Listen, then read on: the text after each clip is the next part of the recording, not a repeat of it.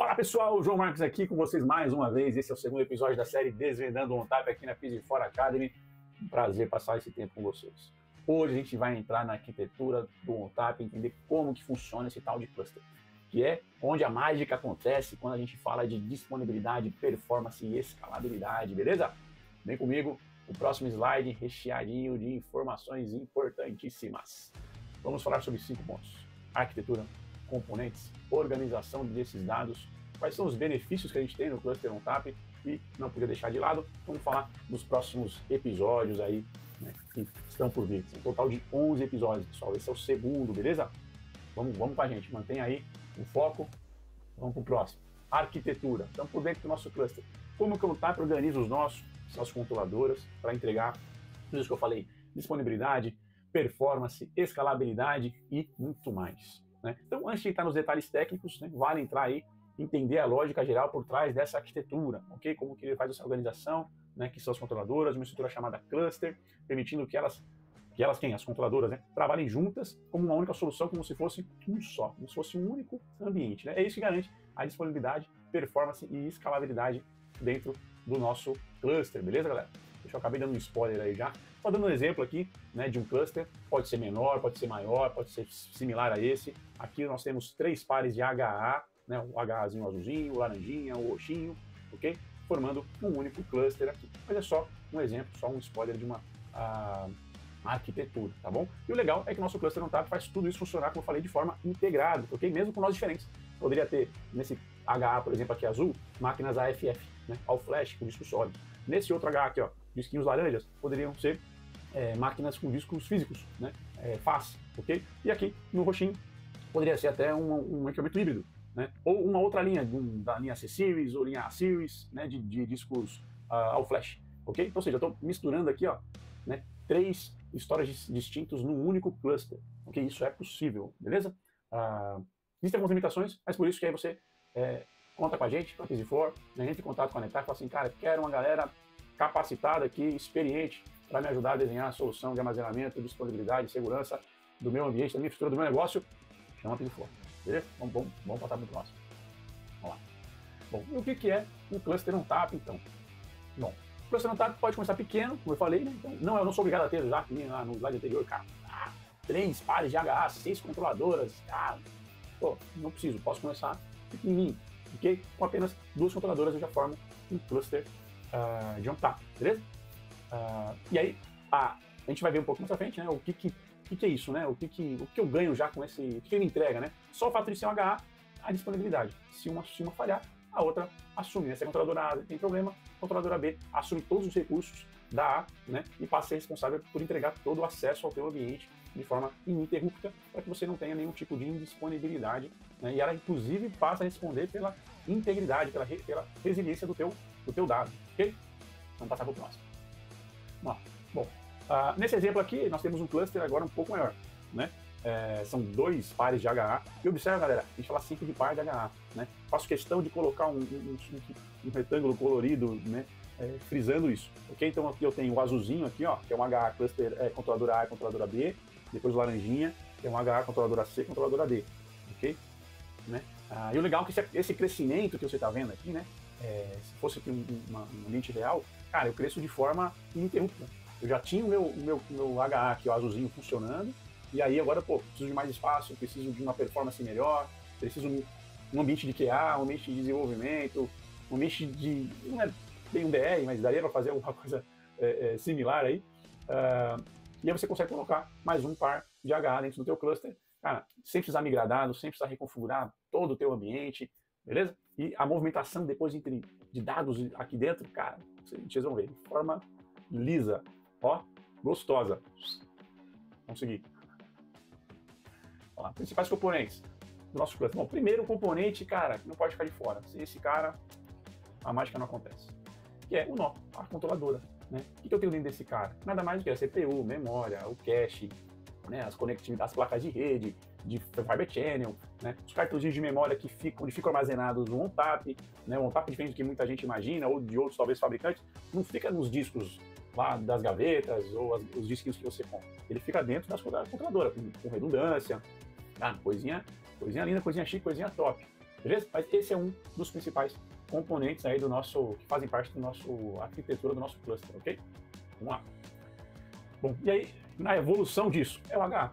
Nada mais é do que duas controladoras daquela, né? Cada uma com a sua CPU, com a sua memória, com a sua cache, com o seu cartãozinho de memória de ONTAP lá, salvinho, bonitinho, né? Fazendo alta disponibilidade, né? De failover entre elas, qualquer uma delas que der problema, a outra assume, né? De forma transparente para o teu ambiente, mantendo toda a disponibilidade e resiliência de acesso ao seu dado, tá? Esse é o segundo componente. Vamos para o terceiro componente importantíssimo, ok? Que é o nosso Cluster Interconnect, beleza? Que é o cara que interconecta esses pares de HA, ok? Porque até então, cada par de HA, a conexão de HA, eu acabei não comentando no slide anterior, deixa eu voltar aqui, ó, no slide anterior, né, para dar um zoom até aqui, eu vou fazer uma... já até fiz um desenho aqui, ó.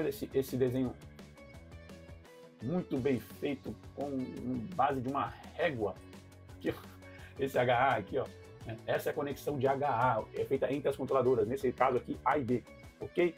Ela se limita às controladoras A e B. Controladora C e D, ela vai ter a conexão de HA delas, ok? Apenas entre elas. A A não vai estar ligada na B, que não vai estar ligada na C. E a B não vai estar ligada na C, que não vai estar ligada na D. Falando de HA, tá, galera? A vai estar sempre ligada na B. C vai estar sempre ligada na D, ok? Tranquilo até aí? Vamos que vamos.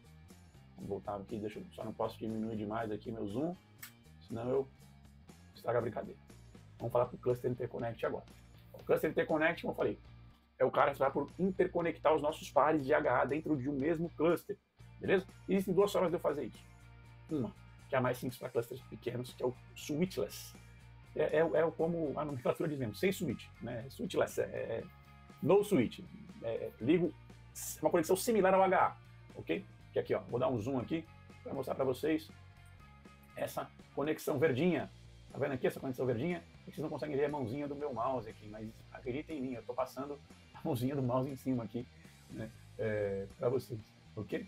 Consegue ver sim, acabei de ver na gravação, você consegue ver. Bacana, ótimo, show de bola. Então, e aí tem a legendinha aqui embaixo também para ajudar, tá? Então, esse caso aqui, ó, é o que a gente chama de switchless, beleza? Porque eu faço uma conexão direta uma na outra, né? Ligo direto aqui, ó, um cabinho direto na outra controladora, sempre redundante, vocês veem, ó, existe um cabo aqui, né, na esquerda, outro cabo na direita, beleza? Isso é o modelo switchless. Vamos lá, diminuir meus zooms aqui, e, volta. Aqui, e a outra opção é o tal do switched, ok? E o que é o switched? Cara, a única diferença é que, para ambientes maiores, né, eu não consigo ligar direto uma na outra, não tenho porta de rede suficiente nas minhas controladoras para fazer isso. Se mesmo que eu tivesse, seria um desperdício. E aí eu preciso de esse cluster interconnect, aqui essa barra aqui, ó, grande na horizontal, aqui, ó, ela representa, na verdade, dois switches, ok, redundantes com ISL entre eles, aonde eu pego pelo menos duas interfaces, aí isso vai depender do modelo da nossa controladora, enfim, do tamanho do nosso cluster, e ligo isso nos switches, ok? Em switches de cluster interconnect. Para quê? Para que os meus HAs aqui, ó, meu HA azulzinho, por exemplo, fale com o meu HA laranjinho, tá bom? A controladora C, D, A, B aqui, aí elas passam a falar entre elas a nível de cluster, ok? Mas nunca a nível de failover, beleza, galera? Nunca a nível de failover. Quando a gente fala de failover, é sempre entre HAs, ok? Sempre entre HAs. Quando a gente fala de cluster, eu quero mover e tal, aí beleza, você move de um HA para outro, ou de um node do A para o C, do C para o B, aí movimentação de dado você faz à vontade, né? Mas failover apenas entre HAs, ok? Apenas entre os nós do mesmo HA, beleza? Vamos lá. Vamos seguir. Bom, falamos dos três principais componentes do nosso cluster, né? Nó, o HA e o cluster interconnect, ok? Bom, e como que meus dados são organizados aí dentro dessa estrutura chamada Cluster ONTAP? Então, cada nó, como diz aqui, ó, pode atender múltiplas SVMs. SVMs, Storage Virtual Machine, ok? Máquina virtual de storage. Então, né, os dados são acessados de forma única pela SVM, né? A SVM é que fornece o acesso para a sua infraestrutura dentro do nosso cluster. O Node não fornece acesso para a sua infraestrutura, o cluster não fornece acesso de dados para a sua infraestrutura, quem fornece acesso para a sua infraestrutura é a SVM, beleza? Vamos lá, vai ter um desenho aqui que vai explicar um pouquinho melhor isso para vocês. Aqui, ó. Nesse exemplo aqui, ó, vou dar um zoom aqui, ó. Vou diminuir um pouco isso. Estou dando um exemplo aqui, tá? De novo, acho que é um C800, esse cara aqui, que é à frente da nosso C800, que os discos que estão por trás dele aqui, né? E aqui é a traseira, né? Aqui atrás é a traseira, nosso Node A, Node B, controlador A, controlador B, beleza? E aí, aqui embaixo, esses caras aqui, esses cilindros aqui, né, maiores, né, representam os aggregates, que é o nosso pool de discos, que a gente vai falar deles mais para frente, beleza? Mas é o nosso pool de armazenamento, tá?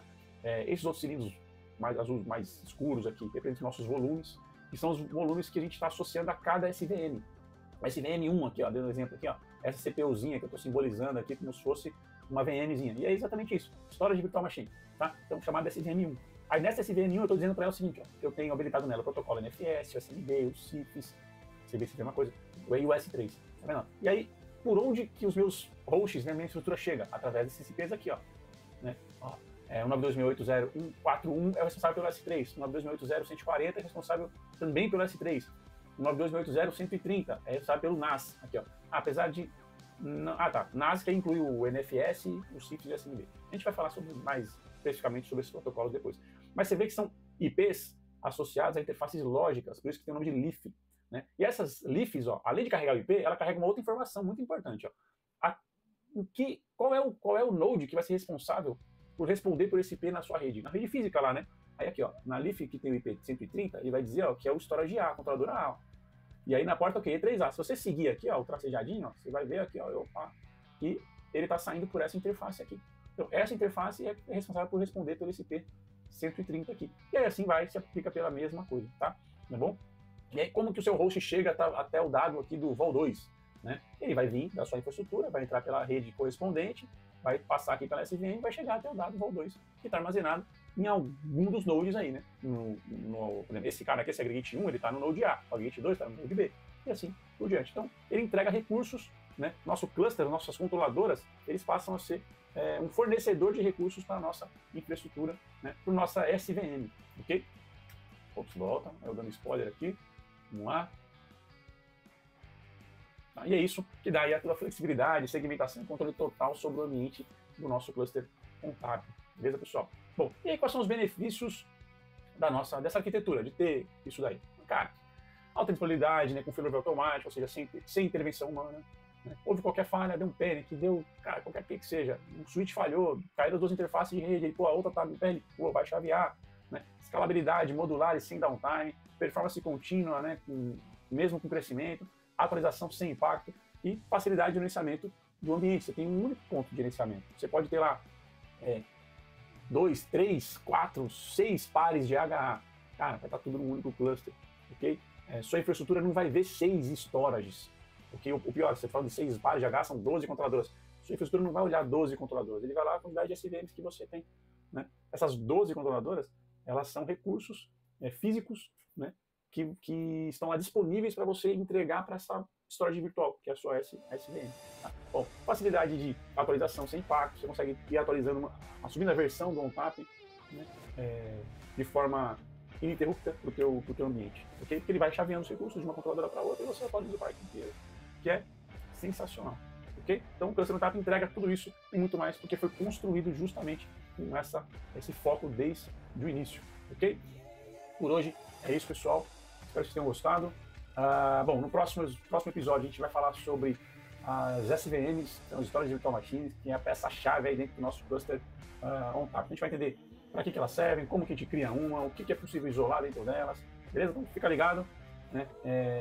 Esse novo episódio chega na semana que vem, tá bom?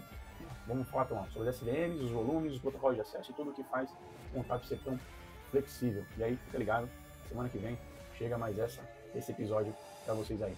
E aí, bom, de novo, sem querer ser muito repetitivo, mas se esse conteúdo te ajudou, dá um like, comenta aqui o que você achou. Se for alguma dúvida, manda também, que eu tenho o maior prazer em responder. Né? Se eu não souber, eu vou atrás de quem sabe e trago a informação para você. E ó, de novo, não esquece de se inscrever, porque no próximo episódio a gente vai falar sobre SVM, a virtualização do armazenamento. Até lá, a gente se vê. Abraço.